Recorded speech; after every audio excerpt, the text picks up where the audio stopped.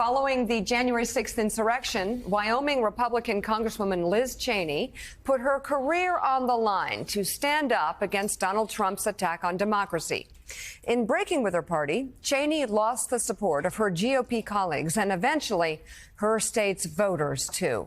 But she's not the only Wyomingite caught between upholding her conservative values and supporting her party. Did I say that right? Yeah. Wyomingite? Yeah, I like it. Okay, in a new guest essay for the New York Times entitled "What Christian Nationalism Has Done to My State and My Faith is a Sin," Wyoming Republican voter Susan Stubson writes in part, quote, "I am adrift in this unnamed sea, untethered from both my faith community and my political party, as I try to reconcile evangelicals' repeated endorsements of candidates who thumb their noses at the least of us.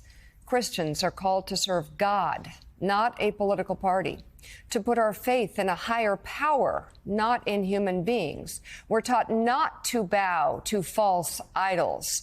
Yet idolatry is increasingly prominent, and our foundational principles, humility, kindness, and compassion, is in short supply." And the author of that piece, Susan Stubson, joins us now. Joe, you have talked about this time and time again throughout the rise of Trump. What has happened to the Christian, to the evangelical community? How did they fall off to the side of their core values? Well, I mean, we've talked about it a good bit. I mean, they've become, many have become radicalized. Many of the same people that were yelling at me in 98 and 99 saying that Bill Clinton needed to be impeached and driven from office. And if he didn't, that somehow America would collapse because only moral men and women can run Washington. Well, that's completely changed for so many people. But I want to ask our guest Susan her thoughts. What compelled you to write about this, and where do you see it going? Well, good morning, Joe. Well, it's been a long time coming. Nothing like running a statewide campaign and really getting out in the state and talking to people to really see what people are thinking about. You know, I first experienced this in 2016 when my husband ran for Congress against Liz Cheney, and then again in 2020. And the things that I was hearing on the ground were a little bit of a disconnect from the central tenets of the Republican Party, as well as what I'm hearing in my faith community. So the piece was really about this continuing drift away from politics and the faith community. And I also found that I'm not alone in this, and was happy to give voice to folks like me that are sharing in this struggles in the continuing decline of the faith community and the Republican Party. Well, I mean, you talk about the faith community, you look at it and you see the numbers continue to decline. You know, I think this is one of the great ironies that when we get through this period, people are going to look and see how the numbers have declined. And what's happened is, you know, so much of what's happened in the evangelical community, I've always said, has been a reaction to the 60s and the 70s and trying to protect. But as Tim Keller used to say, his idea of being in the evangelical community was to move beyond the Pentecostal community that put walls up. He was in an evangelical community at the beginning of his ministry that looked out to the world, that wanted to be a part of the world, not be of the world, but be part of the world and take the walls down and ministry to that world instead of always being reactive and reactionary. And yet that's what's happened to the evangelical movement, especially over the past 5, 6, 7, 8 years. Right. Exactly. Hence the disconnect. You know, you're exactly right. We're called to go out into the world and to serve everyone, regardless of what they look like, who they love, where they're from.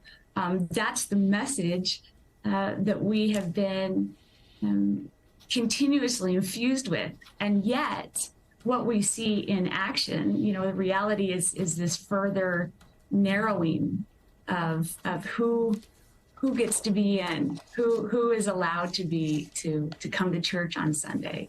That's a concern. Well, I mean, the bizarre thing is people actually define faith by who you support politically. It's just read the red letters. They're not there. That's not what Jesus did. That's not what Jesus' ministry was about. And I was talking to a faith leader in the evangelical movement, somebody that's been a faith leader for 25 years. And he said he spends most of his days on the phone with pastors, begging them to stay in their pulpits, begging them to not give up hope, begging them to continue witnessing and being a witness, even if their congregation has turned away from the central focus of the faith, and they start now, like you said, focusing on idols. And I just think it's so fascinating. You talk about the evangelical community, you talk about the political party, and most seem to be supporting somebody who is the antithesis of everything Jesus said in the Beatitudes, whether it was blessed are the poor in spirit, blessed are those who are mourn, for they shall be comforted, blessed are those who hunger and thirst for righteousness, blessed are the pure in heart, blessed are the peacemakers. You can go on and on and on. It's all about loving others, forgiving others, and forgiving yourself. And that's just something that right now is so distant from so many people that I knew growing up in the church now. They've completely, radically changed from where they were even 10 years ago. Well, and if you talk to our political leaders and our faith leaders privately, there's this running theme of lamentation of just that they share these frustrations, and yet they have a chokehold around their necks, either by their congregation or by the voting public, and are afraid to call out truth. That's the frustration, Joe. That's I think born in fear. You know, fear is mentioned 365 times in the Bible. There's one for every day. And I think that we see our faith leaders afraid of their flock. I think we see our many of our political leaders afraid of their constituents, afraid to speak this very truth. Yeah, I mean, that's something. We had Andy Stanley on with his new book. It's something that he said even during COVID. He was debating, instead of talking about Jesus Christ, instead of talking about the Gospels, people were coming up to him angry, debating masks and debating vaccines and debating all of these other things. And that became more important to them than their faith in Jesus Christ. It is bizarre. I still don't understand it. I know you don't either. That's why I thank you so much, though, for writing your guest essay for the New York Times.